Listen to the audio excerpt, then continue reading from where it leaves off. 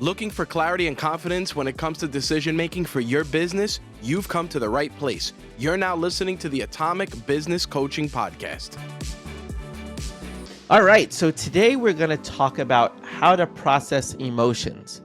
You know, one of the things that a lot of business owners and a lot of us deal with is our emotions and how they come in and influence our decision making and contribute to the culture of our workplaces. So we really felt it was really important to go through how to process emotions. And today what we're going to cover is what is emotion, what our emotions tell us, how to not get trapped in that cycle of recycling your emotions. And then we're going to talk about how to locate and release your emotions and make sure that you use language that really communicates your emotion. And last, we'll teach you how to practice releasing your emotions. All right, so in the next section, we'll talk about what is emotion. Okay, so in this section, we're going to talk about what is emotion. So Adam, what do you think emotion is? Well, I have a list in front of me so I could tell them, but emotion in general, it's just how you feel about something. Exactly. It's how you feel about something, but it's also, there's an emotional literacy that we have to develop, okay? It's really, emotion is just energy in motion. And when you understand that emotion is nothing more than just a sensation that you feel, you can start to work through the emotions and understand them better. Because when we get caught up in understanding the emotions, we get sometimes really stuck on what we're feeling and not necessarily what that emotion is telling us. So, what are the 5 core emotions? The 5 core emotions are anger, fear, sadness, joy, and the 5th is our sexual emotions, but I'm going to talk about them more as the creative emotion. So whatever emotion that you feel, whatever sensation comes across, you're going to fit into one of these 5 categories. And there's different levels of intensity that you feel with an emotion, right? So anger, for example, can be something that is felt as a simple frustration that you may have, or on a higher intensity, it's this absolute rage that you engage with. So understanding the intensity of our emotions is also important. But for what we're going to focus on today, we're really just going to talk about what our emotions tell us and how they communicate with us. So Adam, what is your favorite emotion? I want to understand that first. I don't know. I like fear.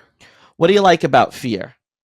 It's a driver. So fear usually causes someone to take an action. So they're scared of something and they're usually going to do something. A lot of times it's a negative, where they're going to run away from something or they're going to, try to protect themselves from something. But I like fear, which is I can control that the most. So if I'm scared of something, I know I can do something about that to make myself not scared about it. And what's your least favorite emotion? Sadness by far. Who wants to be sad? Right, exactly. Listen, sadness is really one of the ones that I think a lot of people can get caught up in. And we're going to talk a little bit about sadness and anxiety and the differences.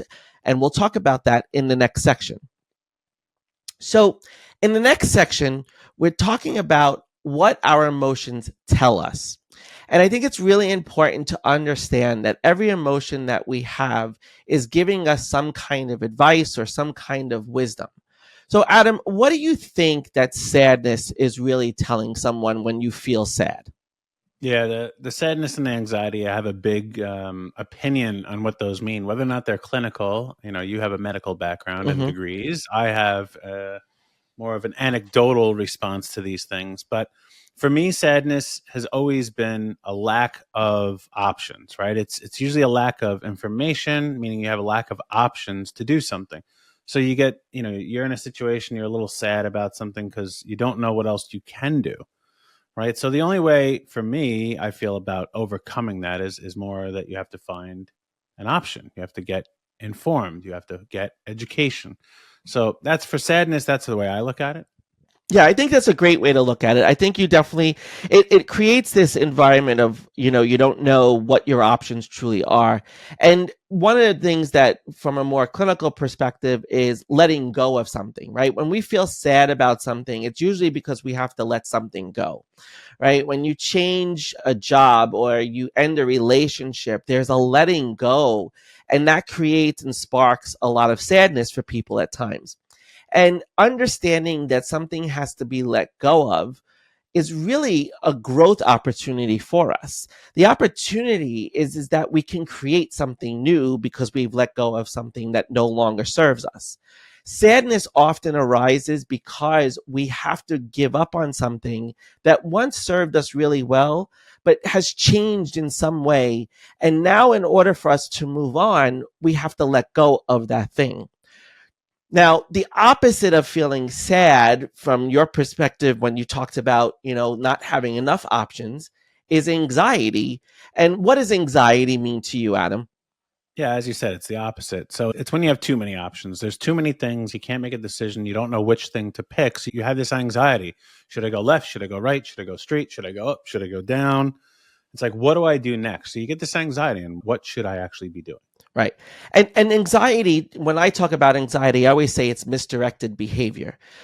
Our autonomic nervous system is out of control, and it's feeling all of these sensations, and it's hyper, and it's like that nervous system hyperness that creates all of this extra energy that really just needs to be redirected in a different way.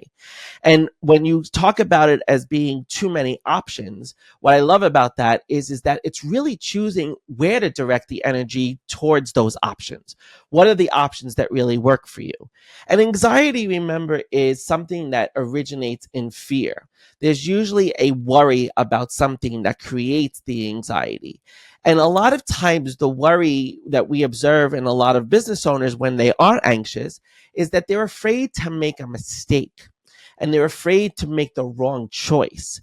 And what's some of the things that you tell somebody? You have a great way of approaching this, Adam. When someone is afraid to make a choice, what do you usually ask them? I ask them, what's the worst case scenario? Right. What's the worst case scenario? What's the worst that can happen? And as soon as you answer that question, you tend to get this complete relief, and it alleviates that anxiety. And you're like, oh, if that's the worst that really can happen, it's really not that bad. And in most cases, the worst is really never that bad of a thing. Fear is something that obviously perpetuates the anxiety. But what is the key to understanding what fear is really telling us to take care of in a situation, Adam? I mean, for me, fear is an acronym. It's false evidence appearing real. I love Right? that. That's the way I think about fear. It's just you've been given this impression of this is what something is. You have no evidence, and it looks real. It seems real. This thing is going to be real until you actually confront it. So it's usually the unknown. Yeah, it's the unknown. Exactly. And typically what that means is there's something to be learned about the unknown. And typically when we go through an experience and we learn that thing that we are afraid of and we go through it, we actually realize it wasn't that bad to start with. And we're able to conquer that fear because we have allowed ourselves to experience it. So when we allow ourselves to experience something new, especially something that we don't know, it alleviates that fear. And all fear is, most of the time, is this unknown. So just go and learn something about it. Take the steps, take some action to try the process or try the experience that you're looking for so that you can pass into that learning zone so you can become more familiar and get rid of that fear and alleviate that fear. One of my favorite ones is anger to talk about. I love talking about anger because anger presents and really is the underlying of a lot of different emotions. But what does anger mean to you, Adam? To me, it means an unwillingness to change. So that's the way I have always looked at it. When I get angry, it's just because I don't want to change, whether that be a change has been forced upon me or I have to go ahead and actually make a change. So that's the easiest way I've summed it up. Did you know that anger is actually manifested very much in men? It's really man's anxiety. to understanding something new or being unfamiliar with something. When men have an anxiety, they often respond in anger. Have you ever heard that before? No. Yeah, when I'm anxious, one of the ways I manifest my anxiety is being angry. And I went and I did some research on this, and I found that a lot of men express their anger, and it's typically because they're anxious about something or worried about something. And when they can't control that situation, they get angry about it instead of dealing with the anxiety of it. So if you're a guy out there, be aware that sometimes your anger is just an underlying anxiety that needs to be addressed so that you can figure things out. But Well, I anger mean, is, say, go ahead, Adam. if you look at them together, right? So at least my definition is anxiety is having too many options. You can't make a decision, right? And what I'm saying is, for me, anger is unwillingness to change. And Mm. that's when you're making a decision, it's usually that you're going to change something, right? You're going to take a different direction. You're going to take a different course. So I could definitely see how people could manifest, the anxiety into anger. It makes a lot of sense. Yeah, doesn't it? And I love the way you just drew that all together. And it's true. It's because, do you want to choose that? Or is it that you don't want to change? What's the real issue there, right? Is it Right. anxiety or is it anger because there's an unwillingness to change? But the thing that anger is really triggering is that something is out of alignment, something no longer jives with what you're doing, and it actually means that something has to change. Something has to change if you're angry about something, because something that you were once doing, whether it was being in a relationship with somebody or it's working with an employee and that employee just constantly angers you, is because you need to make a change in that environment. So recognize that anger is typically that key to making a new change. And the last one I'm going to talk about here is joy. And joy is our happiness. It means that something needs to be celebrated or someone needs to be celebrated. So when you feel happy, one of the things that I encourage you to do is celebrate something. Make sure that you take the time to recognize the accomplishment that you've just achieved, or recognize the person who has achieved something exceptional. Joy is such a contagious feeling too. Joy is that thing that we want to spread around and we want to have in our business cultures, because you want happy employees and you want people who either work for you or deal with you as a vendor or whatnot to be someone who sees you as a happy and joyful person, because it's going to actually allow you to build a better relationship with those individuals. So now we're going to talk in the next section about not getting trapped in recycling emotions. Okay, so a lot of times people don't deal with their emotions properly. Emotions are really meant to be released. And when we don't release that emotion, a lot of us do this thing called repression. We basically push down that emotion and let it just go through our bodies and never let it out. And it builds up over time. So when you're dealing with an emotion, it's really important to experience that emotion and then release the emotion. And if you release the emotion, it escapes this recycling that could happen. So a lot of times when we face similar situations, the reason why those situations appear over and over is because we are being given the opportunity to really experience and release the emotion instead of repressing the emotion. So Adam, do you come across anyone that you know that really traps their emotion and doesn't allow themselves to release their emotion? Yeah, I mean, most people, right? I'm a very competitive guy. Obviously, I'm a business coach and an owner of businesses, and people don't want to allow their emotions to be public with me. Typically, in competitive situations, they don't want me to know they're fearful of something. In business situations, they don't want me to know that they have anxiety about it. So I see that a lot. And what I say about emotions is, think about when you're a kid and you're in school, right? Yeah. And if you want to learn something, you have a book typically, right? Mm-hmm. Well, if you just get a book, right, and you keep it in front of you, don't open it, what happens? Do you learn anything? No. No, but if you open the book and start reading it, you're going to learn something. Okay, Right. so when I look at emotions for me, for my children, for my clients, for our clients, What they are is they're an advisor. So your emotions are a deep rooted thing to tell you, like, here's what's going on and here's what you're able to now do about it. So I always look at any emotion as an advisor. So when I see people that repress them, hold them down and don't let them out, I'm like, you're actually stealing from your own progress. You're not allowing yourself to evolve, right? We have been given this gift of these emotions and we don't have any control over them. Okay. So you have zero control over your emotions.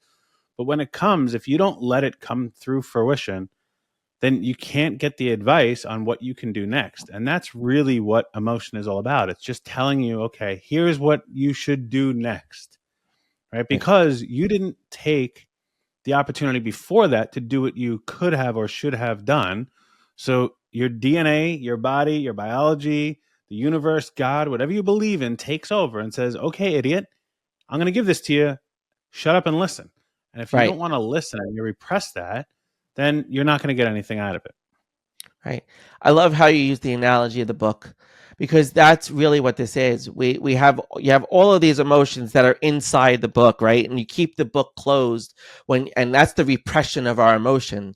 But when you open the book and you let that information out, you really have the opportunity to release it and to be able to move on and get the wisdom that you need from that.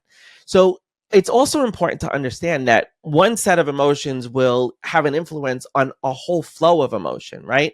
If you start out in fear and you're upset about something, you're afraid of something, and then you get angry about it, and the 5 stages of grief, right? You go through that emotional cycle, and when you go through that cycle, you're just repressing the emotion over and over and over. And the key is that until it's released, it's going to keep cycling within you. And it's going to stir inside of you, and it's going to start to bother you, and it's going to start to have physical effects on you. It's going to have significant mental effects on you. And then you're going to wind up burnt out and stressed out because you never dealt with the emotion. And what I would say to end this section is make sure you open that book and let the emotions out so that they don't stay trapped inside of you. All right. In the next section. Well, hold on. Yeah. Hold on one second. Go back to the book, right? Yeah. So make sure you open the book. And Tom's saying that it'll just become this cycle and it'll repeat itself over and over again. Go back to the book. If you're in school, right, and you don't learn the knowledge and you don't pass the tests, what happens? You get left back. Right. You have to repeat the grade again. And you will keep repeating that grade until you learn the lesson. And that's what your emotions are. Like I'm saying, they're your advisors, right? You should seek them out very closely, listen to them, and understand what they are telling you. Because if you don't take that knowledge, you're going to get left back. You'll experience that same emotion in a different way. And as Tom says, it may migrate from the fear to the anger. Right. Because it's trying to teach you something like, hey, idiot, you got to do something about it. Exactly. Wake up, man. That's really what it is. It's like, wake up. Like, you got to do something. So, yeah, if you push them down, nothing's going to happen. So What was the next section again, Tom? Say it again. What was the next section? So the next section, so we're talking all about repressing and releasing emotions, but how do you release your emotions? So in the next section, we're going to start with teaching you how to locate your emotions. So when you feel an emotion, it's usually located somewhere in your body, right? Adam, when you are afraid, where do you usually feel like a nervousness or a sense of that energy when you're afraid? I guess my shoulders, like a tension. Okay, right. So fear can be tension, and that you could feel in your shoulders and your neck. Anger is also felt in the shoulders and the neck and the head. And that's where, say it again. Well, I said, I get it. Anger for me, right in my chest. I can feel my heart racing. I love that. I love how you're exemplifying a lot of the difference, right? So a lot of people feel sadness in their chest, and they get, when you get overwhelmed and you almost can't talk because you're so sad and you get choked up and you feel it in your chest. I love that you feel anger in your chest. A lot of people feel anger in their jaw and they get all tense and they're like, and I'm ready to rock and roll and I just got to beat that person. And you get all tense and you're angry. Fear for me is usually in my gut. I usually feel these little like butterflies or these little like, I don't know, little bits flying around in my stomach. And I usually feel fear in my stomach. Where do you think people feel the most joy? Well, I could only say what I feel. Yeah. So joy and sadness, I feel the same place. It's like right behind my eyes. I could feel my eyes welling up. Yep. For both sad and joy. Yeah. Sadness and joy are very similar emotions, and you can feel them in those similar places, but where we feel the most joy should be in our heart, right? And in that chest area is where we feel a lot of joy and centeredness. The sadness tends to be that upper part of our chest and our throat. Where do you think you experience joy as well? And most people don't know what this region of the body is. I don't know. In your spine.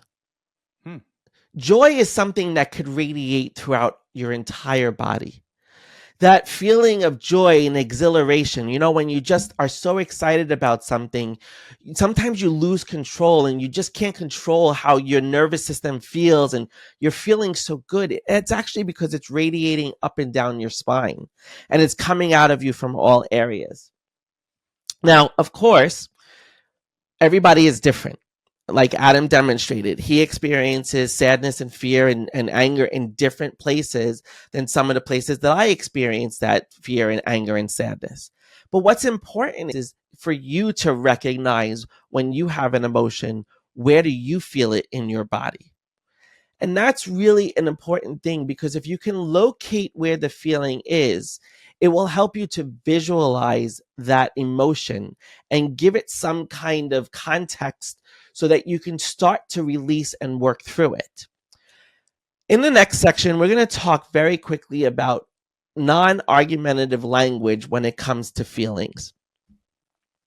Have you ever heard the term non-argumentative language?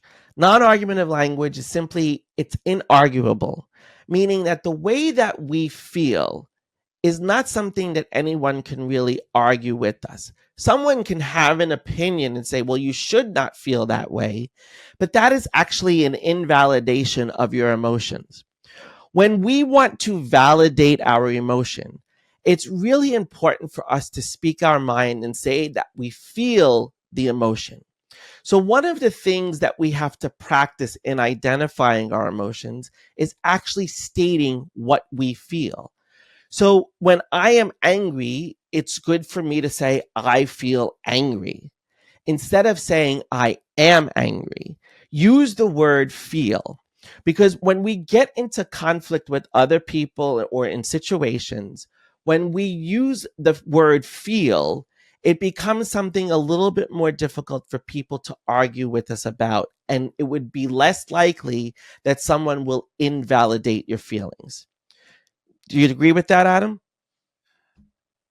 Yeah, I mean, I never thought of it that way, but it does make sense, because if anyone said I feel something, I can't, right? I'm not going to combat that. It's like, all right, well, I don't know how you feel. So yeah, but if they said I am, a lot of times you'd be like, well, you shouldn't, right? So it's, or you don't have to be, or you don't, but if you just say I feel, well, you do feel that way. I can't say you don't have to, like, you do feel that way. You feel that way. So it's like, there's no way to go against it, right? It's you can't have that, like you said, non-argumentative. I can't argue that fact. It's a fact. It's like, and I can't validate or invalidate that. There's no way for me to check how somebody feels. Correct. But if someone came to me and be like, I'm really angry that Joe did this thing, well, you shouldn't be angry because Joe is supposed to do that thing. But if he said, I feel angry that Joe did this thing, like, okay, well, I might ask why. Right, exactly. Right? We can have a conversation about it. So yeah, it's very, I never thought of it that way. Yeah, if you actually use the word feel, it actually opens up the door to better communication, and it actually helps you to seek more understanding from why the person is feeling that way. Because when I hear, what I'm interested in, it sounds like this tactic, while it can be used in public and with other people, how important would it be to use it with yourself, right? Because I think most people don't express, unfortunately, many of us, including myself, push down emotions because you're in social settings and you don't want to do something. So how important is it to actually talk to yourself that way, Tom? Yeah, I think it's extremely important to really, when you're feeling a certain way, if you talk to yourself and you're saying, I feel this way, and then you actually can conversate and say, well, why are you feeling that way? And you don't want to get so caught up in the analysis of it, because you really want to allow yourself to feel that way. Because if you get too deep into analyzing why you feel that way, you're going to activate the inner critic and the judge, and then you're going to judge your own feelings. And that judgment is going to lead to you repressing that feeling and not releasing it, because you're going to start to feel bad about feeling that way. So it's really important to state how you're feeling without really going into a deeper analysis on why you're feeling that way, because part of expressing and releasing the emotion is to be able to state it and then start to work through it. Now, in the next section, we're going to talk about releasing the emotion and how to go about releasing it. So we've talked a lot about letting go of emotion, not getting into that trap of recycling emotion. But now let's talk about how you actually release the emotion. And there's 4 very simple steps that you can follow to release the emotion. The first step is locating it in your body, understanding where it resides in your body. Because when you see and when you can feel where it is in your body and where it's residing, and you can have tension all up and down your body, it doesn't have to just be in one area. But the key is to see it somewhere and to understand what those little bits or those little waves of energy are doing in that area of your body, what it's doing to you, so that you can better locate the emotion. Now, when you are struggling to understand your emotion and what you really feel, sometimes the body will give you the cues for what you're feeling if you've gone through this process before. If you know, for example, that when you're angry, you feel it in your neck and your jaw, and all of a sudden you're having this jaw pain or you're feeling tense in your neck, you can say to yourself, what is happening there? And you can really evaluate, are you feeling angry or upset about something? And remember, I said that there's intensities to emotions. There's a low, a moderate, and a high intensity. So if you're feeling a little tense in your neck and you're not really sure, well, then maybe you're upset about something that you weren't crystal clear on being upset about.